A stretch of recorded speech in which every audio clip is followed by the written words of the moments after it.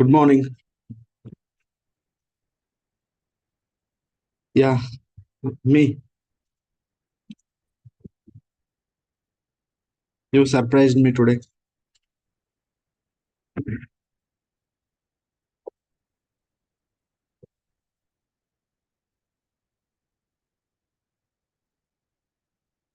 Where is Alistair? Where is Alistair, your gang leader? Hmm? On the way.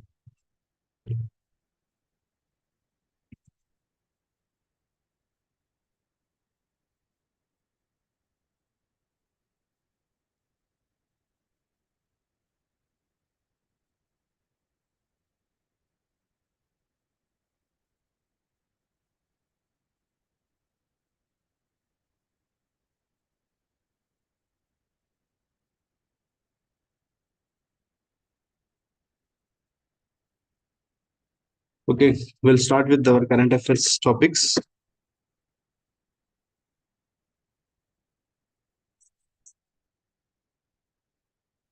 First topic that I'm picking up today is India UK free trade agreement signing. Okay, so we'll study some basics of this. What is free trade agreement and all? Okay, and the recent free trade agreement that is signed between India and UK. Have you seen this in newspaper? India and UK they have signed free trade agreement.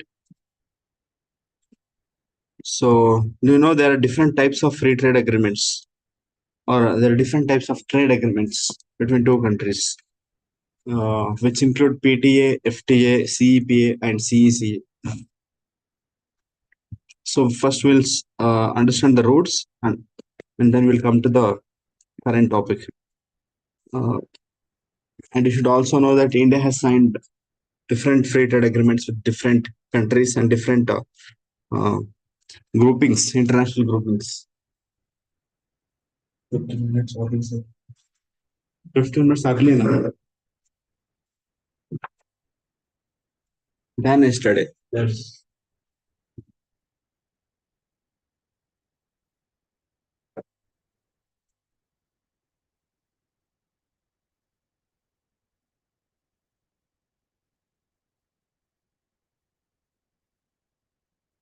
So, what is the first topic that you're picking up? Come on, tell me. India and UK have signed a comprehensive deal. It's a historical milestone.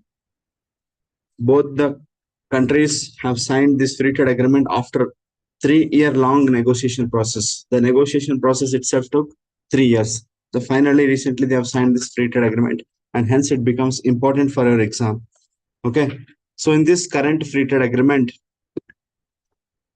99% of 99% of trade, 99% of tariff lines uh, has been has been signed as part of this free trade agreement, where tariffs have been reduced. Okay, free trade agreement and what is basically they eliminate trade barriers. That means imposition of duty that will be eliminated. Hence, it will be like trading within the country. ಇಂಡಿಯಾದಲ್ಲಿ ಹೆಂಗ್ trade ಮಾಡ್ತೀವಲ್ಲ ಹಂಗೆ ಆಗುತ್ತೆ, right? So there would be no barriers. So it will be vice versa. So UK's exports to India will be free. There will be no barriers. There will be no imposition of any import duties on UK's exports to India. And similarly, India's exports to UK will also be free. There will be no imposition of trade duties. Hence, it will be free movement of goods, right? So this is the meaning of free trade agreement. But there are many types of these trade agreements. We will discuss that. The current trade agreement that has happened under that, you can remember a few points.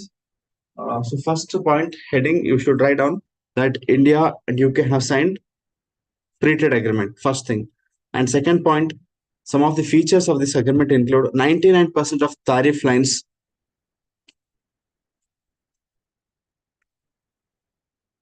on 99% of tariff lines.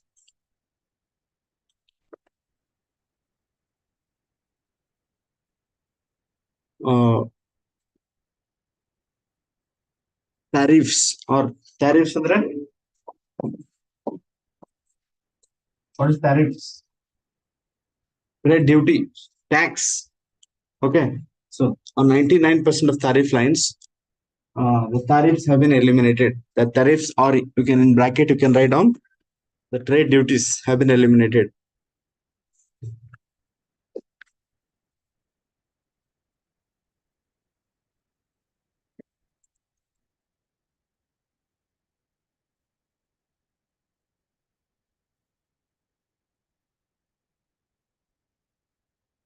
Currently India and UK are important trade partners, right? Both of them share. India's trade with UK is around $60 billion. So write this point. So currently India has a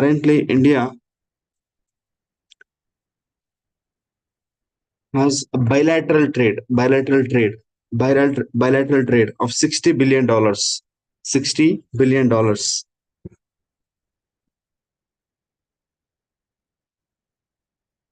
right? Hence, UK is so with this we understand that UK is one of the important trading partners of India. Okay, signing free trade agreement, it will enhance trade between two countries. India's exports to UK will enhance, and UK's exports to India will also enhance. So these are very simple points. But some other points you can remember is India is the fourth largest destination for UK's exports. For UK, India is the fourth largest export destination. And for India, UK is the 11th largest trading partner. So write this point. UK, I think right. UK is the fourth largest export destination. UK is the fourth largest export destination for India. UK is the fourth largest export export destination for India, and India is the 11th largest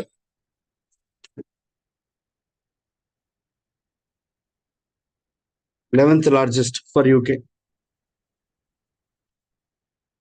So currently trade between UK and India is $60 billion, right? And it's expected to double by 2030. In bracket, you can write down wherever you have written $60 billion. It's projected to or expected to double by 2030.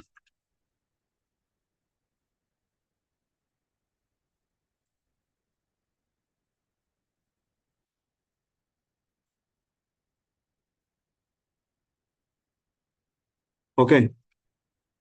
So current features of this. I mean, the features of this current agreement signed between India and UK. First one is this, that 99% of tariff lines have been exempted from the duties. And the second one of the important point is something called double contribution convention. So in exam, if they ask you what is double contribution convention, you should understand this. So subheading double contribution convention. Double contribution convention. This convention has been signed as part of free trade agreement between India and UK. Double contribution conventions.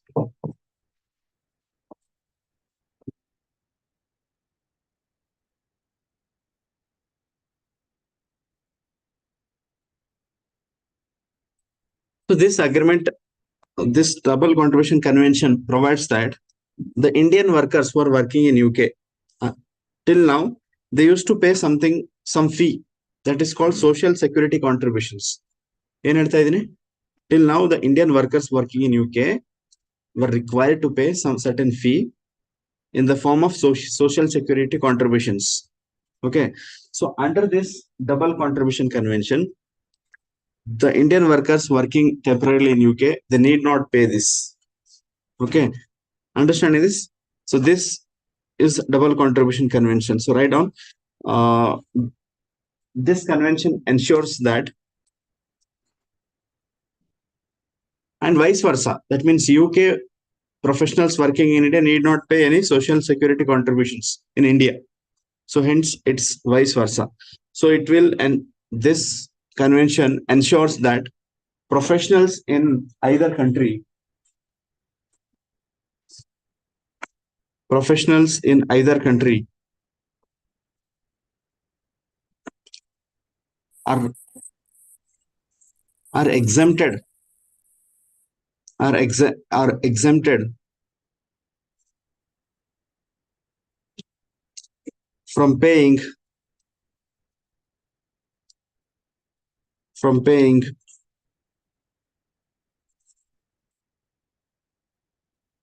national insurance or social security contributions. National insurance or social security contributions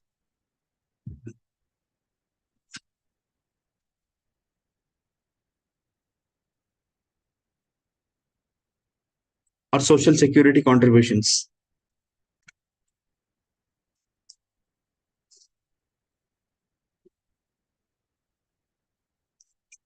Okay. So this free trade agreement is expected that bring it will enhance competitiveness of certain sectors like textiles, marine products, leather products, footwear, engineering products, auto parts, organic chemicals. So these are the areas which are expected to uh, increase their competitiveness, because these are the products, these are the export goods that India used to traditionally export to UK. And bringing reduction in tariffs or eliminating tariffs will further enhance the competitiveness of these sectors. Okay. So there are few other important points, few other points which are not so important. So we can skip it. So these are the certain points which are covered under this free trade agreement. Now we'll get back to the basics. So current news is this: India and UK have signed free trade agreement. Under that, 99% of goods have been eliminated from their tariff imposition. Got that point?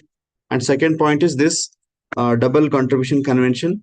Okay. Few other points include like mobility of professionals. Like both these countries, the professionals can easily uh, travel between two countries. There will be exemptions in visa restrictions between two countries, and there will also be something called right to work for children who are working in the children of the professionals working in their countries. So you can later on see these points, but most important points are these. Now we'll get back to basics. What is free trade? What are the types of trade agreements? Okay, so trade agreements are of different types. Okay, there are four important trade agreements. First one is preferential trade agreement. Second one is free trade agreement. Third one is comprehensive economic partnership agreement.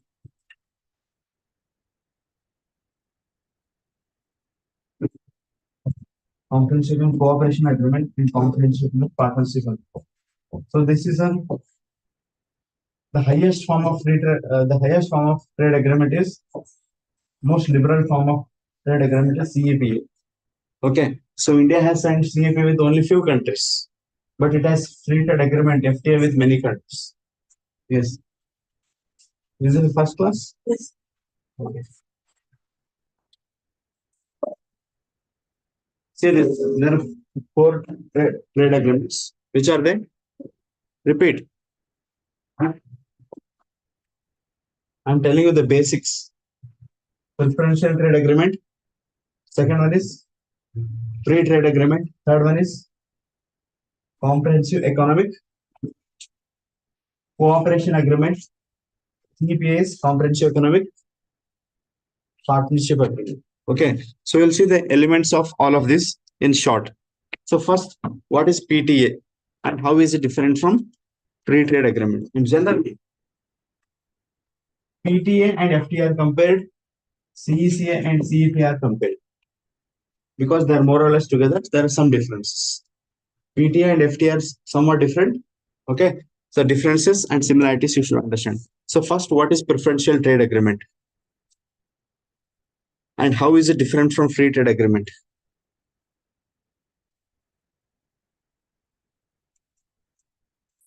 Which is the highest form of free trade agreement here? CEPA. Okay. More basic form of trade agreement is PTA, preferential trade agreement. See, difference between PTA and FTA, just understanding one, just have that one understanding. In preferential trade agreements, both the countries choose certain products. On those certain products, there would be exemption of duties, export duties or import duties or tariffs.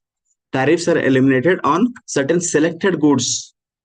That is what preferential trade agreement. We are preferring certain goods, we are choosing certain goods, and we are eliminating tariffs or export duty or import duty on those products. Right. For that, they have to maintain a list, positive list. Positive list means these are the number of goods on which there will be henceforth no duties, no tariffs. Whereas free trade agreement that has been currently signed between India and UK, under this, most of the goods, you need not specifically choose the goods upon which tariffs are eliminated. Here, most of the goods are exempted from imposition of duty or tariffs, right? So here only few certain sectors or certain goods are exempted from this agreement upon which tariffs are not eliminated. Hence, they have to maintain a negative list for the FTA. Correct? Negative list means on these goods there will be no tariff. There is no exemption on tariff imposition.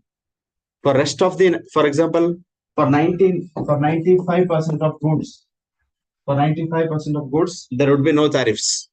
What is that? FTA. In PTA, it can be like for 20% of goods. For 20% of goods that both countries trade, upon which there would be no tariffs. Are you understanding this difference?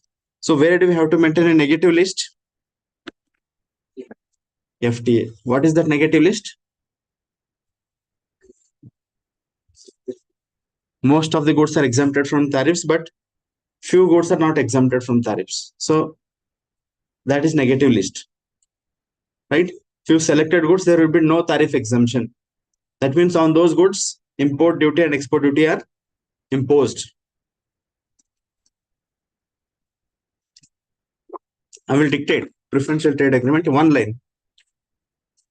PTA andre 2 or more countries offer lower tariffs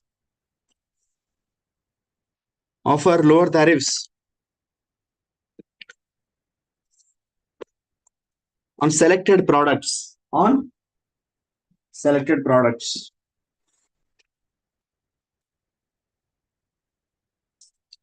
but not all goods,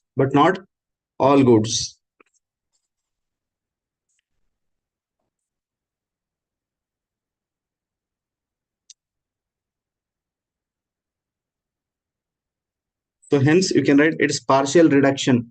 It is partial reduction in tariffs on limited items, right? You need not write this, just understand. It's partial reduction, right, on limited goods, and it is not as deep as FTA. It is not as deep as FTA because the amount of goods, the share of goods that have been exempted from tariffs are less. Second one is FTA. So FTA, I think now you can understand it by comparing with PTA. Still write it down here in FTA. Countries eliminate tariffs and some non-tariff barriers.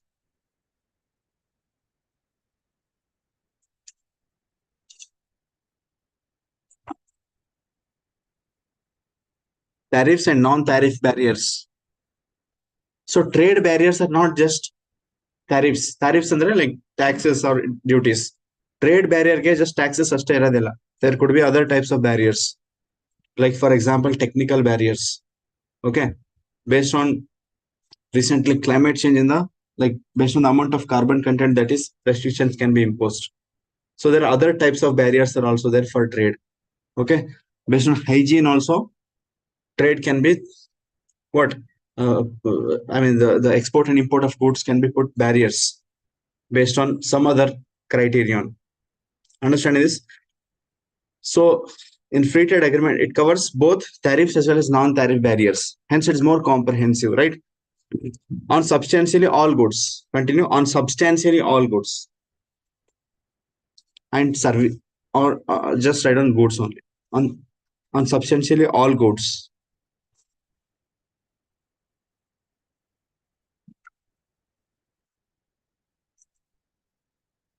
For example, India has signed FTA with ASEAN countries. ASEAN countries.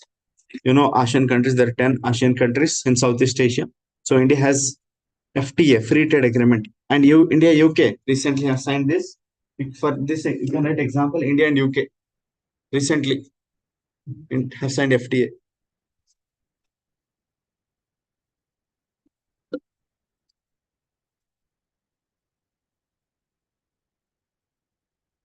Next, what is CECA?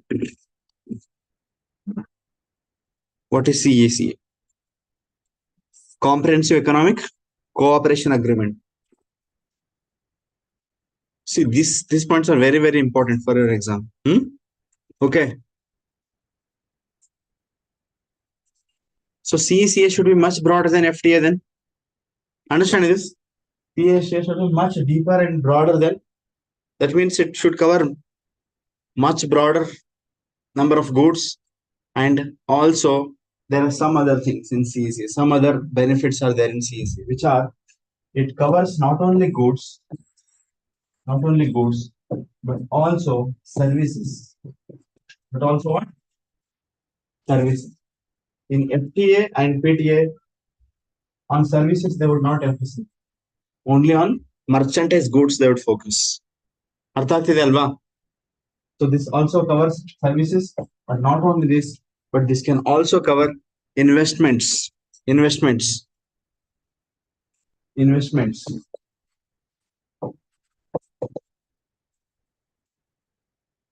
Okay.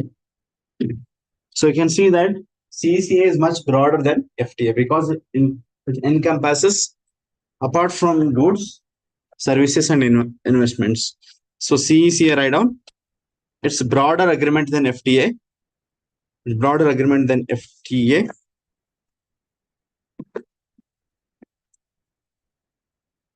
Which includes trade in goods, services, investment, etc. Broader agreement than FTA, which includes trade in goods, services, investments, etc.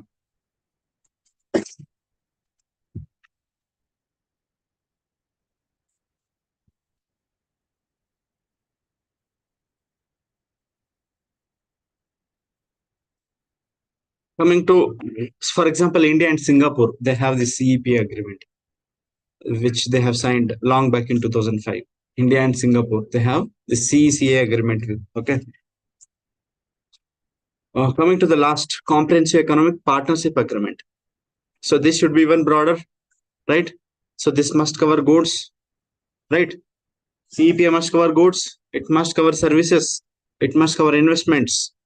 But apart from that, it also covers many broader things, broader features, like it covers intellectual property rights.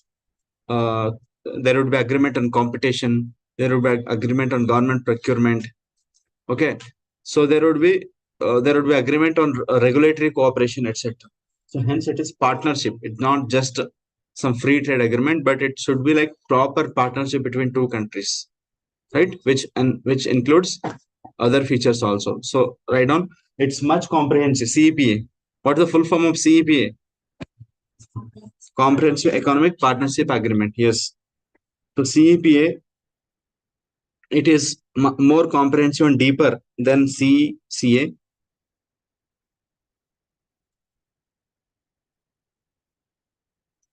More comprehensive and deeper than CECA, covering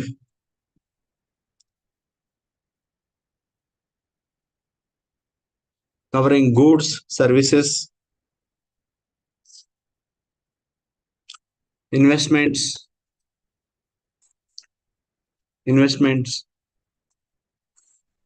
plus IPR, intellectual property rights, competition, government procurement,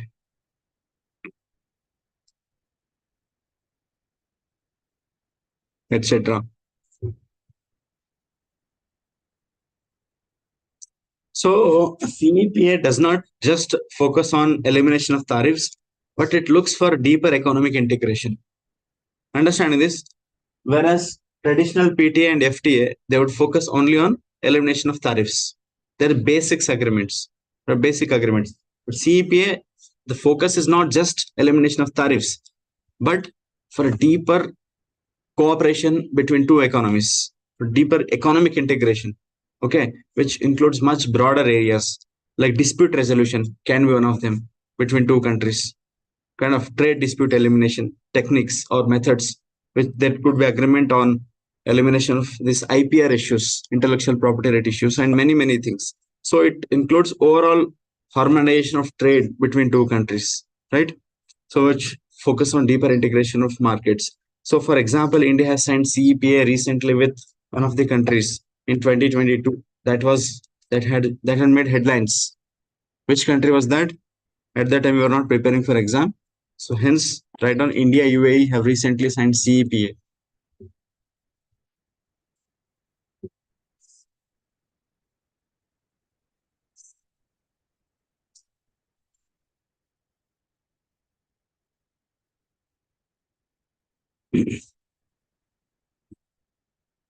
So next question is, India signed CEPA with how many countries? CEPA. Can you guess? There, yes, ಎಷ್ಟು countries ಜೊತೆ CEPA sign ಮಾಡಿರ್ಬೋದು? Do you think there will be many countries with India has signed CEPA? With many countries, India must have signed PTA and FTA. But CEPA is India signed with very few countries. Whenever it signs CEPA with some country, it becomes big news. So it's not easy. Generally, two countries sign FTA first. Then, if as the trade relation improve, they will go to CECA. It's like CECA is precursor to CEPA. CEPA is like final. Okay. So India already has a CEPA with South Korea, Japan, and UAE. I think these are the three countries with India has CEPA.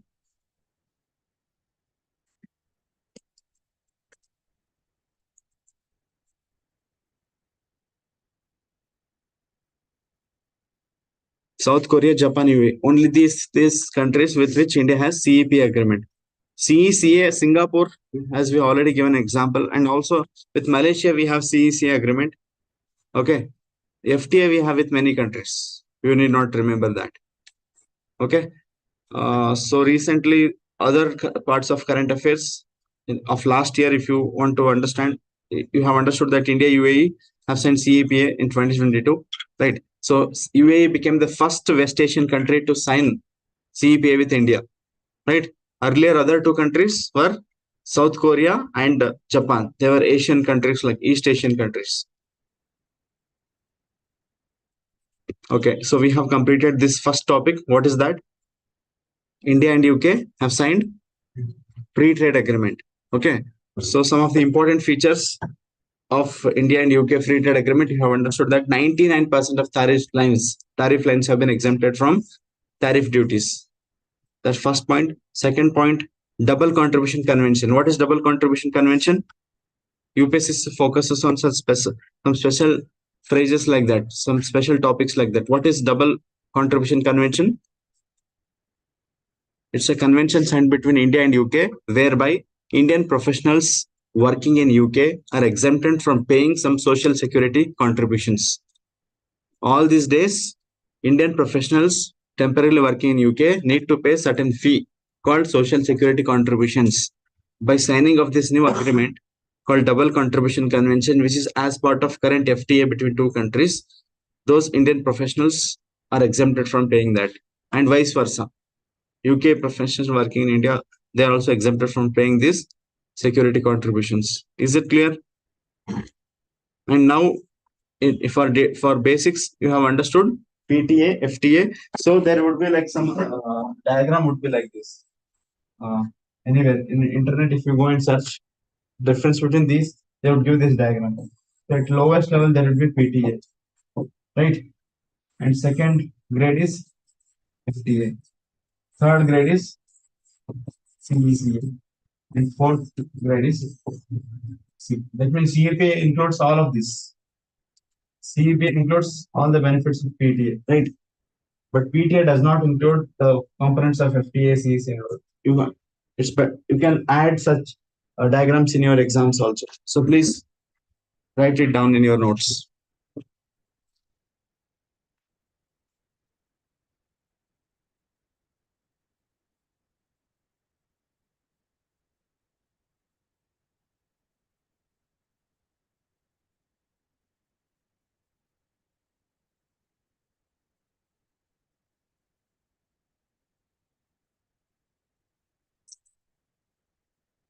Okay, let me take second topic of today, that is called Vesak Day or Baisak Day.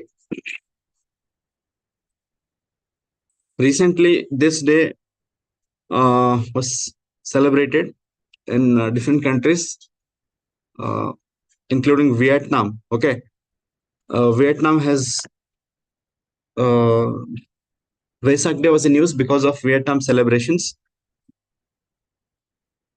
So India reaffirms its commitments to Buddha's teachings at UN Vesak Day in Vietnam. So this year Vesak Day was celebrated in Vietnam. So what is this Vesak Day? Basics to understand. So currently it's in news because UN Vesak Day, Vesak. So give heading this UN Vesak Day. It is celebrated where? In Vietnam, right? So India also was there. India has expressed its commitment that Buddha's teachings. Um,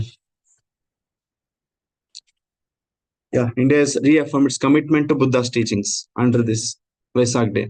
So what is this Vesak Day? So this is Buddhist festival, you can say. What is this? It's a Buddhist festival. What it commemorates? What it commemorates? This is in India we call it as Buddha Purnima. Buddha Purnima. ಕೇಳಿದಿರಾ Buddha Purnima. So Vesak Day is nothing but Buddha Purnima.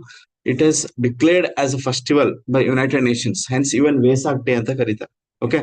So for us it is what? For India it is Buddha Purnima. So this topic can be asked in your UPSC prelims as part of your art and culture. Okay. So Purnima andre full moon day. Okay. So it is observed on full moon day in the month of May. Okay. Every year Buddha Purnima is celebrated or observed. What?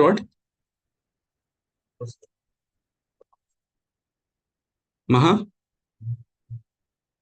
We will discuss those. But this is uh, on this day itself that event has happened in Buddha's lives. So we'll discuss about Buddha's life also a little bit. But first of all, understand this day. This is called Vesak Day. In India, we call it as Buddha Purnima. What is this day? It's a festival celebrated in the month of May. Full moon day. Any date. Okay. So there is no specific day on which it is celebrated. Hence, you need not remember any day for this. Okay. So what is that? It's a Buddha Purnima, which is observed on full moon day in the month of May every year. Okay. So which is like one of the most sacred day for Buddhists around the world. Okay. So this is celebrated in countries like India, Vietnam, Nepal, Sri Lanka, Myanmar, etc. Okay. So in all these countries. So why is this day important for Buddhists? Is because this is the day which this is the day on which Buddha was born, Buddha got enlightened, and Buddha died. Hence, this is very sacred day for Buddhist. Okay, so Buddhist birth, enlightenment, and death, all of this have occurred on this day. Hence, it is called. Hence it's a sacred day for Buddhist. So you can write down it. This day marks major events. This day marks major events in the life of Buddha. This day marks major events in the life of Buddha, which include what are the three events occurred on this day? The birth, the enlightenment,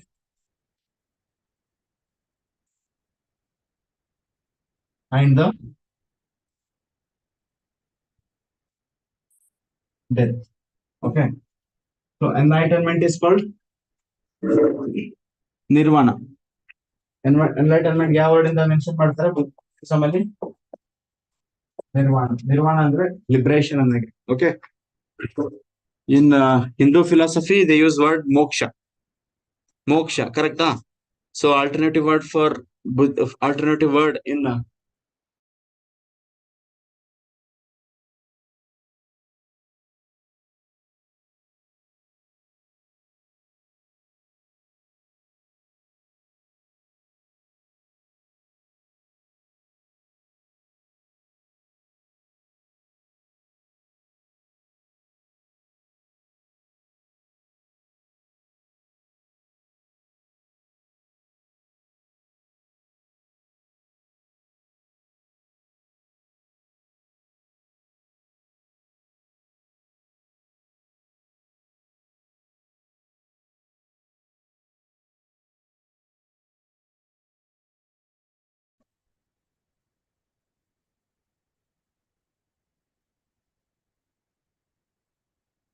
co-host ಇದಕ್ಕೆ ಕೊಡ್ಬೇಕಾ? Co-host. Stay as co-host.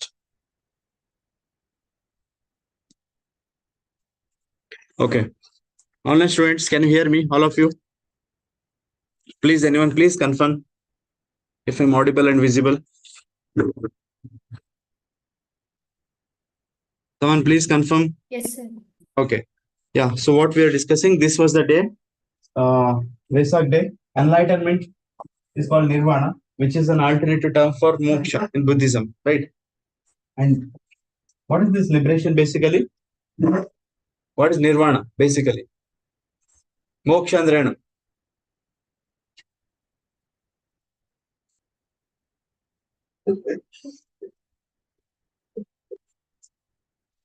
Huh?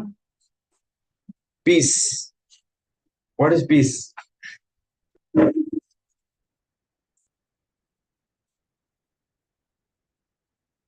Do you have any idea what is nirvana? Not just literal meaning. School purpose. What's the purpose of soul? So it's basically liberation. Liberation andre freedom, kind of freedom. What? Yes, freedom. What is freedom? Freedom from. Freedom from. Yes, come to the point. You are coming closer to the point. Freedom from. Buddha ಏನ್ ಹೇಳಿದ್ದಾರೆ basically? we are trapped in the cycle of birth and death. ಜನನ ಮರಣ cycle ಏನಿದೆ ಅಲ್ವಾ, ಇದ್ರಲ್ಲಿ ಸಿಕ್ಕಾಕೊಂಡಿದೀವಿ ನಾವು. So liberation is what? Birth, death, again birth, again death, again birth, again death, right? So this keeps on going on as long as there is ignorance. ಎಲ್ಲಿವರೆಗೂ ಇದು? There is ignorance. What is the ignorance? Okay, let's not get into the details, but basics of what is nirvana you should know. So nirvana is to come out of this cycle of birth and death, right? Here the soul is trapped between birth and death. Go out of this cycle, then that will be state of permanent peace. That's enlightenment. Okay, so Buddha has achieved this nirvana on this day. Okay, so then death, the event death is called Mahaparinirvana. Okay, Mahaparinirvana is because this is also type of nirvana. Buddha had already achieved nirvana. Then why again Mahaparinirvana? Tell me, are you part of the discussion? Or are you somewhere else? Are you part of the discussion? I'm telling you what is nirvana. Buddha has got enlightened. He has realized what is the ultimate truth behind this changing world. Buddha has realized this by sitting for penance below this Bodhi tree, okay, at Bodh Gaya, right? After that, he went to Saranath, where he has uh, done his first sermon, first teaching ಎಲ್ಲಿ ಕೊಟ್ಟಿದ್ದಾರೆ ಬುದ್ಧ ಅವರು? ಸಾರನಾಥ್ ಅಲ್ಲಿ. Okay, so those are the important Buddhist events you must understand as part of your art and culture. Okay, ಇನ್ನು ಯಾರು ಓದಿಲ್ಲ art and culture. ಬುದ್ಧರ ಬಗ್ಗೆ generally basis ಗೊತ್ತೇ ಇಲ್ವಾ? ಸಾರನಾಥ್ ಅಂತ ಪ್ಲೇಸ್ ಕೇಳಿದೀರಾ? ಬೋಧ್ಗೆ ಅಂತ ಪ್ಲೇಸ್ ಕೇಳಿದೀರಾ? ಸೊ ಬೋಧ್ಗೆ ಏನದು ಇಂಪಾರ್ಟೆನ್ಸ್ ಬುದ್ಧಿಸಂಗೆ? ಬುದ್ಧಗ್ ನಿರ್ವಾಣ ಆಗಿದ್ದು ಅಲ್ಲೇ, ಎನ್ಲೈಟನ್ಮೆಂಟ್ ಆಗಿದ್ದು ಬೋಧಿ ಟ್ರೀ ಕೆಳಗಡೆ. ಹಾ, ಗೊತ್ತಲ್ವಾ ಜನರಲಿ? ಹಾ, ಆಮೇಲಿಂದ ಅವ್ರು ಫಸ್ಟ್ ಎಲ್ಲಿಗೆ ಹೋಗ್ತಾರೆ? ಸಾರನಾಥ್ಗೆ. ಸಾರನಾಥ್ ಅಲ್ಲಿ ತಮ್ಮ ಮೋಸ್ಟ್ ಇಂಪಾರ್ಟೆಂಟ್ ಶಿಷ್ಯರಿಗೆ, ಡಿಸೈಪಲ್ಸ್ಗೆ ಫಸ್ಟ್ ಸರ್ಮನ್ ಕೊಡ್ತಾರೆ. ಫಸ್ಟ್ ಅವ್ರಿಗೆ ಅನ್ಸಿದ್ ಹೇಳಿದ್ದಲ್ಲೇ. ಅದು ಕೂಡ ಇಂಪಾರ್ಟೆಂಟ್ ಇವೆಂಟ್ ಆಗಿರುತ್ತೆ ಬುದ್ಧಿಸ್ಟ್ ಬುದ್ಧಸ್ ಲೈಫ್ ಅಲ್ಲಿ. Okay, Buddha ಹುಟ್ಟಿರೋದಲ್ಲಿ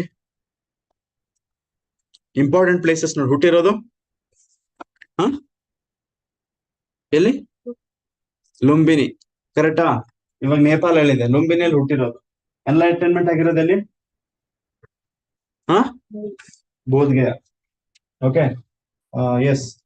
next first sermon ಕೊಟ್ಟಿರೋದು ಸಾರನಾಥ್. ಅದು ನಾಲ್ಕು ಎಷ್ಟನೇ ಇಂಪಾರ್ಟೆಂಟ್ ಇವೆಂಟ್? ಫಸ್ಟ್ ಇವೆಂಟ್ ಇದು, second event enlightenment, third event first sermon Sarnath, and last death ಆಗಿರೋದು ಖುಷಿನಗರ ಅಂತ. Kushinagar. Okay, so these are the 4 important places associated with Buddhism. And ಅದರಲ್ಲಿ these 3 important events ಆಗಿದ್ದು ಒಂದೇ ಡೇ ಅಲ್ಲಿ. ಯಾವ್ದದು? Full moon day. So that is Vesak day. Okay, so in 1999 United Nations itself has declared this as International Vesak Day. Okay, so what are the things you have written down? I have written down these three. Yeah. What is Mahaparinirvana? Mahaparinirvana andre nirvana andre enlightenment. Mahaparinirvana andre, see, even after enlightenment, it's like liberation is getting out of the cycle of birth and death. So as long as you are part of this cycle, you are in the body, the soul is in the body, right? The soul is in the body. Bondage means the soul gets liberated completely. Okay, but actually according to Buddhist philosophy, even soul is kind of body. There is no difference between soul and body according to Buddhism. Everything is made up of something called kana. Even soul is made up of kana, body is made up of kana. Okay, so liberation is to realize this. So when Buddha got liberated, nirvana, he was still in the body, right? He was still a limited body, right? But after he died, it is complete achievement of nirvana. Okay, so that's why it's called Mahaparinirvana. So Buddha born in 563 BC. In 563 BC, ಗೊತ್ತಲ್ವಾ? ಎಷ್ಟು ವರ್ಷ ಆಯ್ತು ಬುದ್ಧ ಹುಟ್ಟಿ? 2500, right? 2005, nearly 2500, 2600 years. He died at Kushinagara at the age of 60. Buddha ಹುಟ್ಟಿರೋದಲ್ಲಿ ಯಾವಾಗ? 563 BC. Death ಆಗಿರೋದು 483 BC. So when Buddha died, what was his age? 60 ಆಗುತ್ತಾ 80 ಆಗುತ್ತೆ? ಎಷ್ಟಾಗುತ್ತೆ? 80 years, right?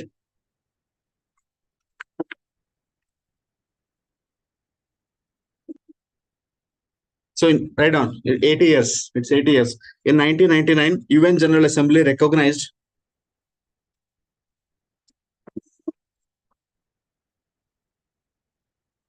UN General Assembly recognized Vesak Day as International Day. Vesak Day as International Vesak Day to honor Buddhism. To honor Buddhism.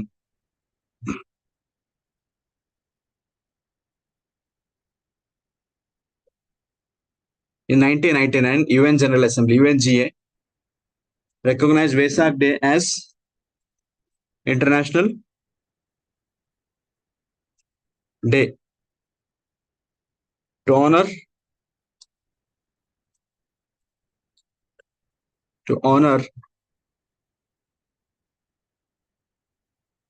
Buddhism.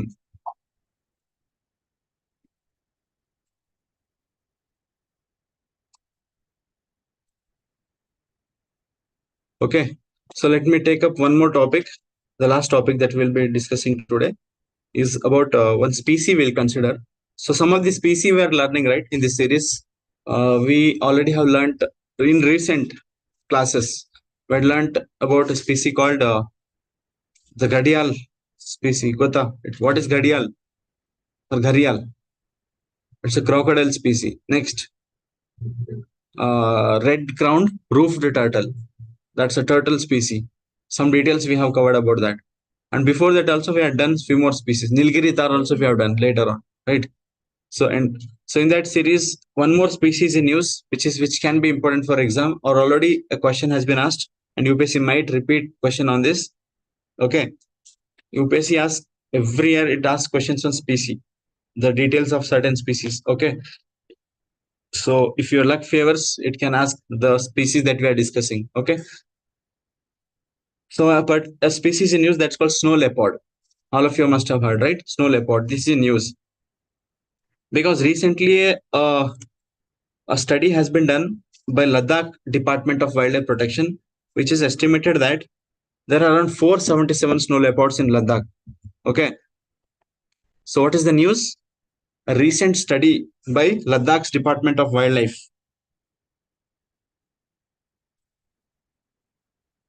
Ladakh Department of Wildlife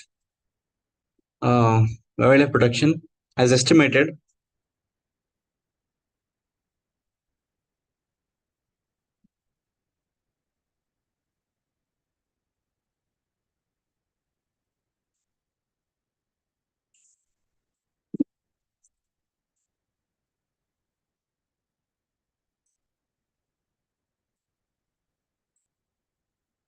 so that means 68% of Indian snow leopard population uh, uh, thrives in Ladakh. 68% of India's snow leopard population ಎಲ್ಲಿದೆ ಲದ್ದಾಖ್ ಅಲ್ಲಿ. Okay, so snow leopard ಮತ್ತೆ ಎಲ್ಲೆಲ್ಲಿ ಸಿಗ್ಬೋದು ಇಂಡಿಯಾದಲ್ಲಿ? Snow leopard can it be found in Karnataka? Can it be found in Bihar? Can it be found in Rajasthan? So what is where it can be found in Arunachal Pradesh? No, not Arunachal Pradesh. Snow ಇಲ್ವಾ ಅರುಣಾಚಲ್ ಪ್ರದೇಶಲ್ಲಿ? ಇದೆ ಇಲ್ವಾ? Okay, snow ಇದೆ, higher elevations ಅಲ್ಲಿ ಇದೆ, because ಅಲ್ಲೂ Himalayas ಇದೆ, ಕರೆಕ್ಟಾ? ಸೊ ಹಿಮಾಲಯನ್ ರೇಂಜ್ ಅಲ್ಲಿ ನಿಮ್ಗೆ ಸ್ನೋ ಲೆಪರ್ಡ್ ಕಾಣಿಸ್ಕೊಳ್ಳುತ್ತೆ. Which are the states? Ladakh, Jammu Kashmir, then Himachal Pradesh, Uttarakhand, Sikkim, Arunachal Pradesh. Easy.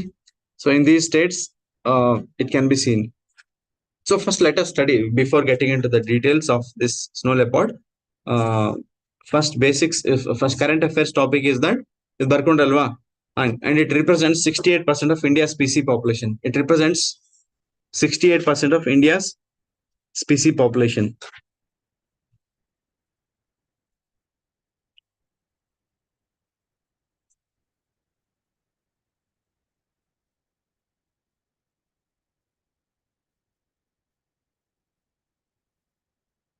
Okay. So especially in Ladakh, there is one national park. ಆ ನ್ಯಾಷನಲ್ ಪಾರ್ಕ್ ಅಲ್ಲಿ ಹೈಯೆಸ್ಟ್ ಸ್ನೋ ಲೆಪರ್ಡ್ ಕಾಣಿಸ್ಕೊಳ್ಳುತ್ತೆ. Not only in India but world ಅಲ್ಲೇ.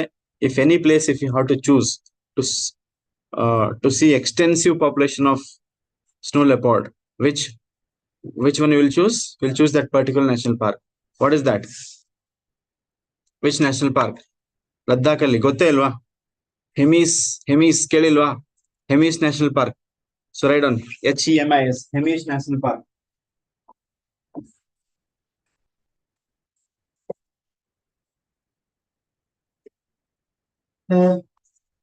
So write down Hemis National Park has highest population density of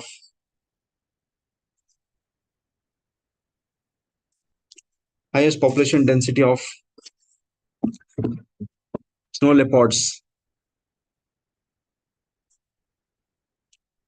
in the world.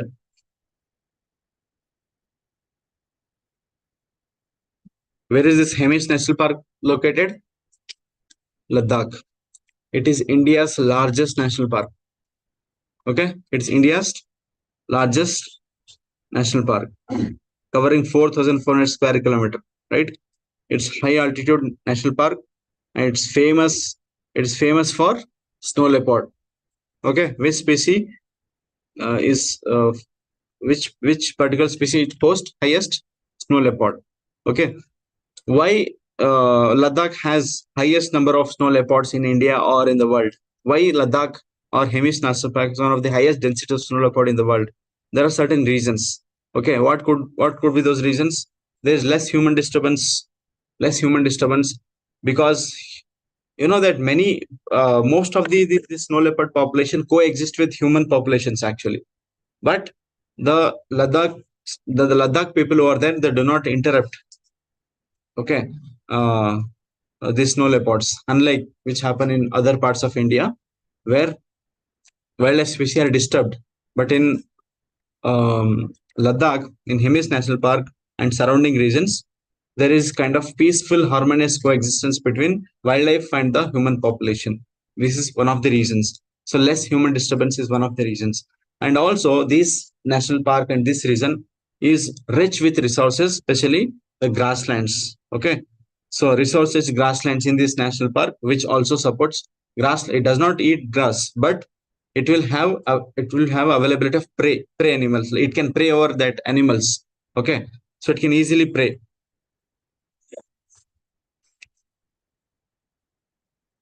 What happened? Shall I close the door?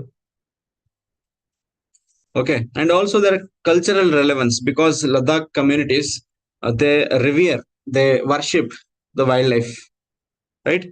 So cultural relevance, cultural importance is also there. Okay, so because of these reasons, you can see there is good number of snow leopard population exist in these national parks. So coming to the basics now, snow leopards. Snow leopard, its scientific name is Panthera ansia.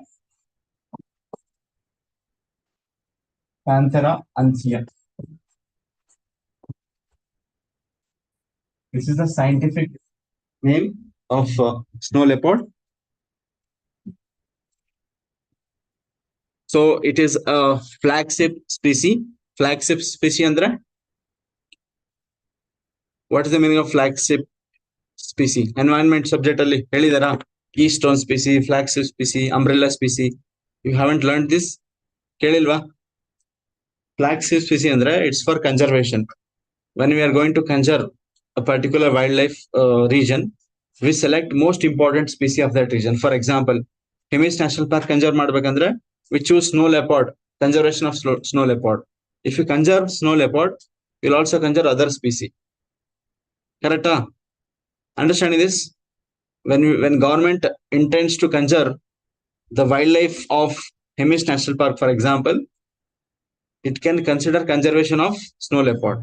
Conservation of snow leopard will naturally conserve other species. So this is like flag bearer. Conserve me, protect me. Everything will be protected here. Correct? Because to protect snow leopard, you have to protect the grasslands. You have to protect the national park. You have to protect other species. Then only this species will be safe. So major focus is this snow leopard. So tiger is flagship species. So for conservation measures, whatever the steps the government takes, okay, it will choose some flagship species which are most important species. Like in Gujarat, you can see this Indian Asiatic lion. Conservation of Asiatic lion involves conservation of Gir National Park, like that. So it's a flagship species in the mountainous regions. Regarding snow leopard, write down few points. It's a flagship species in the mountainous regions of South and Central Asia.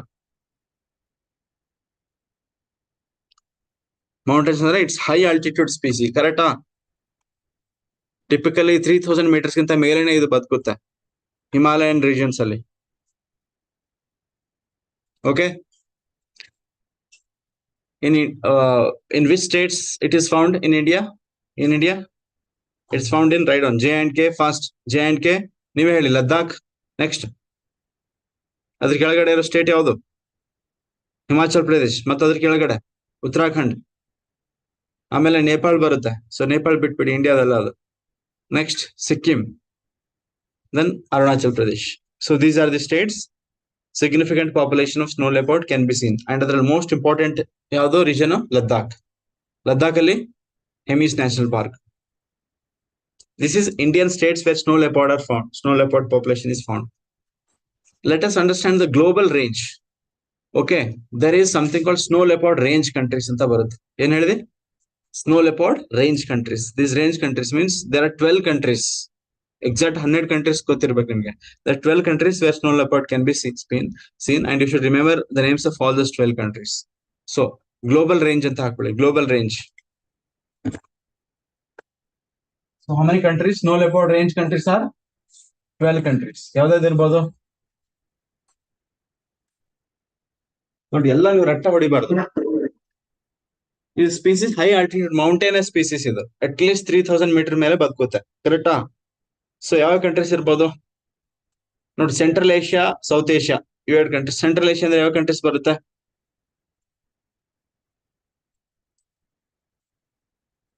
Central Asian countries ಗೊತ್ತಿಲ್ವಾ? Stans, Uzbekistan, Tajikistan, Kyrgyzstan. South 5 central Asian countries ಎಲ್ಲಿಗೂ ಗೊತ್ತಿರ್ಬೇಕು. ಸ್ತಾನ್ಸ್ಗಳು. First ಕಜಾಕ್ಸ್ತಾನ್, ಆಮೇಲೆ Uzbekistan, ಆಮೇಲೆ Turkmenistan, ಇನ್ನೊಂದು Kyrgyzstan and Tajikistan. ಇನ್ನೆರಡು ಯಾವ್ದು ಹೇಳಿ? Kazakhstan, Uzbekistan, Turkmenistan, Tajikistan and Kyrgyzstan. Okay, so ಅದ್ರಲ್ಲಿ ಒಂದು ಕಂಟ್ರಿ ತೆಗೆದ್ಬಿಡಿ. ಯಾವುದು? ತುರ್ಕ್ಮೆನಿಸ್ತಾನ್. ತುರ್ಕ್ಮೆನಿಸ್ತಾನ್ ಅಲ್ಲಿ ಇದು ಕಾಣಿಸ್ಕೊಳ್ಳಲ್ಲ. ಈಸಿನ ಇವಾಗ 4 ಕಂಟ್ರೀಸ್ ನೆನ್ಪಿಟ್ಕೊಳಕ್ಕೆ. ಸೊ 4 ಅದಾಯ್ತು. 4 ಸೆಂಟ್ರಲ್ ಏಷ್ಯನ್ ಕಂಟ್ರಿ. ಮತ್ತೆ ರಷ್ಯಾ ಇದೆ ಅಲ್ಲೇ. ಓಕೆ, ರಷ್ಯಾದಿಂದ ಹಿಂಗ್ ಸ್ಟಾರ್ಟ್ ಮಾಡಿ. ಫಸ್ಟ್ ರಷ್ಯಾ ಕನ್ಸಿಡರ್ ಮಾಡಿ. ರಷ್ಯಾದಿಂದ ಕೆಳಗ್ ಬನ್ನಿ. ರಷ್ಯಾದಿಂದ ಕೆಳಗ್ ಬಂದ್ರೆ ಸೆಂಟ್ರಲ್ ಏಷ್ಯನ್ ಕಂಟ್ರೀಸ್ ಸಿಗ್ತವೆ. ಕರೆಕ್ಟಾ? So these are the 4 central Asian countries which are Kazakhstan, Uzbekistan, Turkmenistan ಇಲ್ಲ, Tajikistan, Kyrgyzstan. Okay, how many countries ಆಯ್ತು? 5. ಹಿಂಗೆ ಕೆಳಗ್ ಬನ್ನಿ. ಯಾವ್ದು ಕಂಟ್ರಿ ಬರುತ್ತೆ ಕೆಳಗೆ ನೋಡಿ? ಇದು ನಿಮ್ ಸ್ವಲ್ಪ ಜಿಯೋಗ್ರಫಿ ಗೊತ್ತಿದ್ರೆ ಈಸಿ ಆಗೋದು. ಅಫ್ಘಾನಿಸ್ತಾನ್ ಬರುತ್ತೆ ಕೆಳಗಡೆ, right? Afghanistan and Pakistan.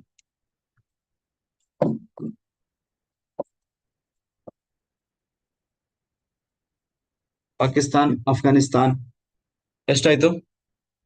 Next come to India. ಇಂಡಿಯಾಗೆ ಬಂದ್ರ? ಇಂಡಿಯಾ ಸುತ್ತಮುತ್ತ ಯಾವ್ದು ಹೇಳಿ? ಮೌಂಟೇನ್ ಇರ್ಬೇಕು, ಹಿಮಾಲಯ ಇರ್ಬೇಕು. ನೇಪಾಲ್. ಮತ್ತೆ ಎಷ್ಟಾಯ್ತು? 1 2 1 + 4 5 6 7 8 9. ಹಾ, ಇನ್ನು 3 ಕಂಟ್ರೀಸ್ ಹೇಳಿ.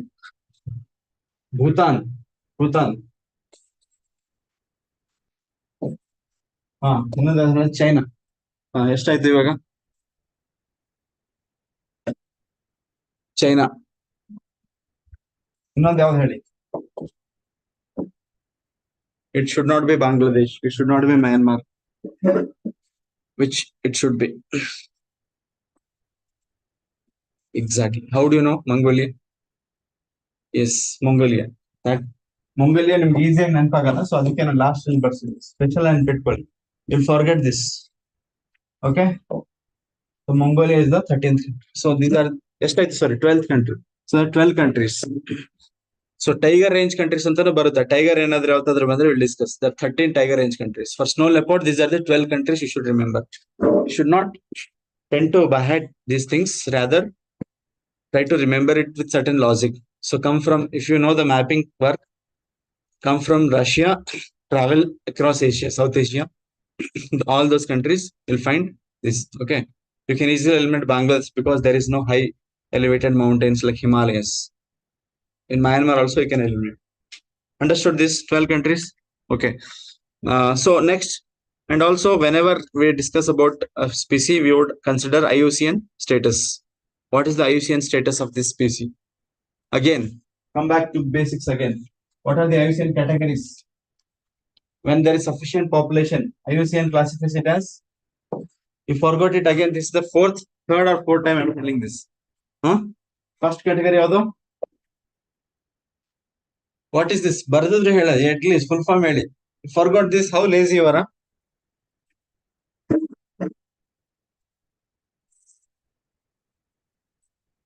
Are you not serious? Are you dumb? There are only 2 possibilities for you not answering this, because I have repeated it many a times. If you're not answering this particular question, there are two possibilities. Either you're too dumb or you're not serious.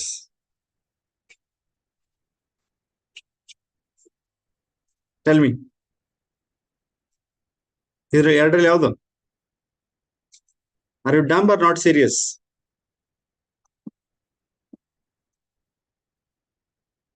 Option A, you're dumb. Option B, not serious. Option 3, both of them. Okay. Tell me. IUCN, least concerned, then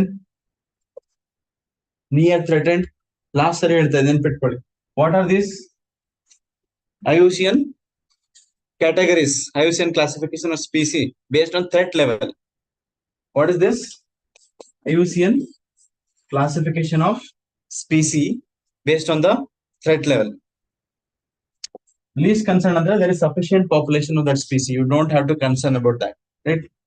Near threatened, it's nearly threatened, but still not threatened. Next comes the threatened category. Under that, first one is vulnerable. Second one is endangered. Third one is critical endangered. Fourth one is extinct and wild.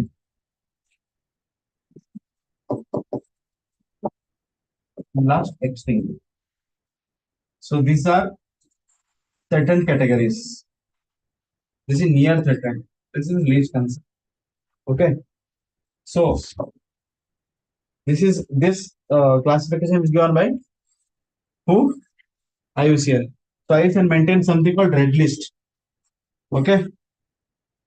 So IUCN red list has this basic classifications. Okay.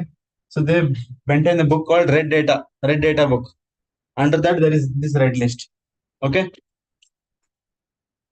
So whenever we study a species, we need to consider its IUCN status. For example, Nilgiri Thar, yesterday or day before yesterday we had discussed. Nilgiri Thar is a endangered species, right? You remember that? Good. Gadial is critically endangered. Red crowned roofed turtle, that is critically endangered. So snow leopard is what? Oh, sorry, vulnerable. Snow leopard is vulnerable. IUCN status.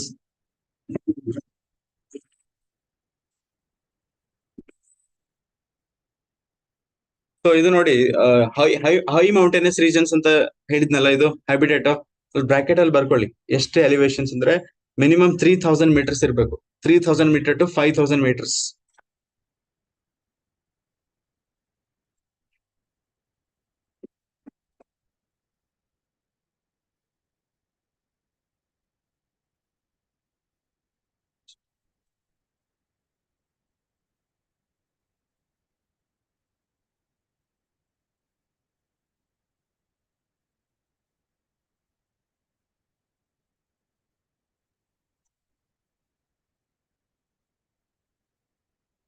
Okay.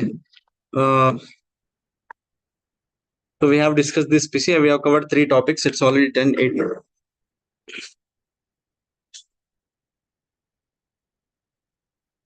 Can I ask you one question? Lion roars. Lion roar ಮಾಡುತ್ತಾ? Tiger roars. Snow leopard, does it roar? No, it does not roar. They cannot roar. Okay. I think UPSC had asked one question like this. I will send you this in the group. Okay. On snow leopard, there was one question. Snow leopard make sounds like our house cats meowing. So we will meet at 10:45 or 10:45 for science and technology class.